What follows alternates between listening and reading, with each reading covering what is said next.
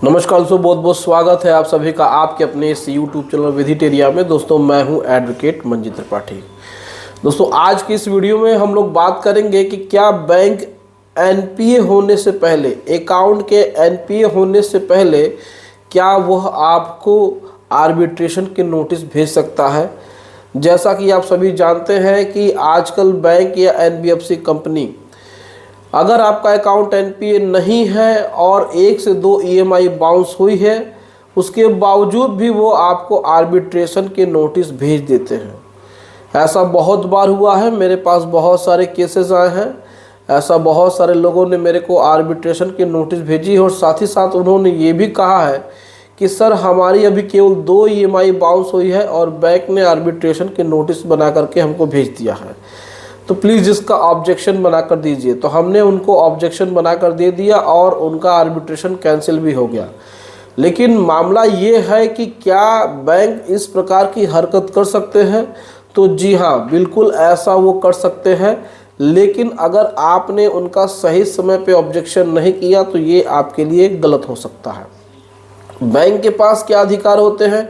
देखिए, बैंक या financial institutions के पास ये अधिकार होते हैं कि वह आपको 1 ईएमआई 2 ईएमआई बाउंस होने पे आपको वो रिमाइंडर नोटिस भेजें। रिमाइंडर नोटिस में ये भेज सकते हैं कि सर आपका अकाउंट बाउंस हो रहा है, आपकी ईएमआई बाउंस हो रही है और अगर आपने इसी तरीके से अपना ईएमआई पेमेंट नहीं किया तो 3 महीने के बाद यानी 90 डेज़ के बाद आपका अकाउंट एनपीए हो जाएगा। फिर बैंक लीगल एक्शन ले सकती हैं। ये सारी चीज़ें आज से 6 से 7 साल पहले हुआ करती थी, लेकिन आज ये देखा जा रहा है कि 1 ईएमआई बाउंस हुई नहीं कि बैंक ने डायरेक्ट आपको आर्बिट्रेशन के नोटिस भेज दी। वो किसी प्रकार से रिकॉल नोटिस नहीं भेजते हैं, ना ही किसी प्रकार से रिमाइंडर नोटिस भेजते हैं। डायरेक्ट वो आपको सीधे सीधे आर्बिट्रेशन के नोटिस भेजते हैं। वो भी आर्बिट्रेशन में क्या भेजते हैं कि वो आपको सोल आर्बिट्रेटर के अपॉइंटमेंट की बात करते हैं। तो इसमें अगर बैंक इस तरीके के नोटिस आपको भेज रहे हैं, अगर एनबीएफसी कंपनी आपको इस तरह के नोटिस भेज रही है, तो आप इसका ऑब्जेक्शन जरूर करिए। देखिए, आपका ऑब्जेक्शन लेटर जितना मजबूत होगा, जितना बढ़िया होगा, उतना ही बेनिफिट आपको भविष्य में मिलेगा। देखिए, हो सकता है कि ऑब्जेक्शन लेटर भेजने से आपका जो आर्बिट्रेशन प्रोसीडिंग है, अगर वो कंटिन्यू रहता है तो इसमें घबराने की ज़रूरत नहीं है, बिल्कुल भी परेशान होने की ज़रूरत नहीं है। बैंक को उसको मनमाना कर लेने दीजिए, बैंक जो चाहता है उसको कर लेने दीजिए। जब वह अवार्ड आएगा और जब वह अवार्ड आपके सिविल कोर्ट में आएगा, तो उस सिविल कोर्ट में जो आपने ऑब्जेक्शन लेटर भेजा है उससे ये साबित हो जाएगा कि बैंक के द्वारा किया गया आर्बिट्रेशन प्रोसीडिंग पूरी की पूरी गलत है और जो भी आर्बिट्रेटर के द्वारा अवार्ड इशू किया गया है वह सीधे सीधे कैंसिल हो जाएगा, खारिज हो जाएगा। उस समय आपको पता चलेगा कि जो आपने आर्बिट्रेशन का ऑब्जेक्शन किया है वो कितना फ़ायदेमंद उस समय साबित होगा। लेकिन बहुत सारे लोग ये सोचते हैं आर्बिट्रेशन का ऑब्जेक्शन करने से क्या आर्बिट्रेशन रुक जाएगा। तो देखिए, रुकता बहुत कम है, ये तो फैक्ट है, लेकिन ये जो चीज़ है वो आपको हमेशा काम आएगी।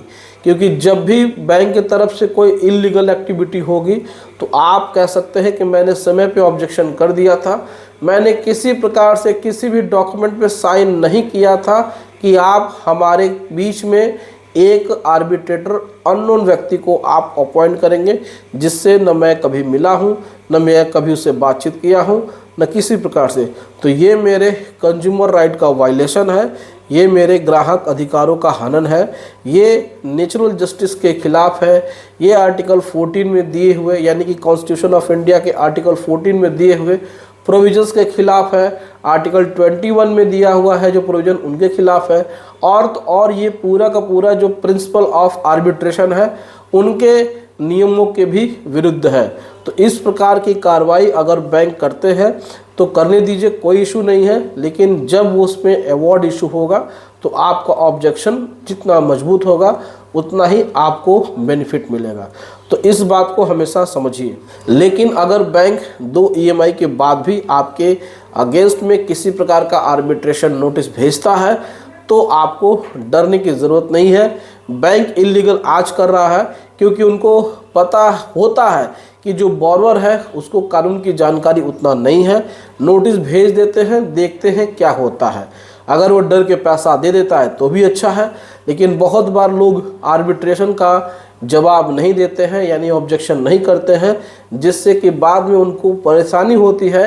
बैंक कहता है कि भाई आपने जो नोटिस लिया था, यानी कि जो हमने नोटिस आपको भेजा था, आपने उसका ऑब्जेक्शन नहीं किया था, इसका मतलब ये है कि आपको आर्बिट्रेशन की प्रक्रिया स्वीकार थी, इसीलिए हमने आर्बिट्रेटर अपॉइंट कर लिया है। अब ये जो आर्बिट्रेटर अवार्ड पास करेगा, उस अवार्ड में जो पैसा वो आपको बताएगा, वो पैसा आपको भरना होगा। तो ये सारी चीज़ें होती हैं और इस तरीके से आपको डिफेंस करना होगा। अगर आप अपना डिफेंस करने में थोड़ा सा भी देर करते हैं तो यकीन मानिए आपको पैसा पूरा देना होगा और फिर आपको परेशानी होगी। तो हमेशा याद रखिए कि बैंक कभी भी 1 से 2 EMI बाउंस होने के बाद आपको आर्बिट्रेशन के नोटिस नहीं भेज सकता है। ये टोटली इलीगल है, रॉन्ग है, इलीगल एक्टिविटी है, जिसका कि आप ऑब्जेक्शन लेटर के माध्यम से आप अपना ऑब्जेक्शन कर सकते हैं, रिप्लाई दे सकते हैं। नहीं देंगे तो वो एक्सेप्टेंस मानी जाएगी और फिर जो बैंक कार्रवाई करेगा फिर वो आपको मानना पड़ेगा। तो उम्मीद है दोस्तों डिफरेंस समझ में आ गया होगा, बातें आपको समझ में आ गई होगी। नहीं बातें समझ में आई तो भी आप एक लाइन का क्वेश्चन पूछा करिए।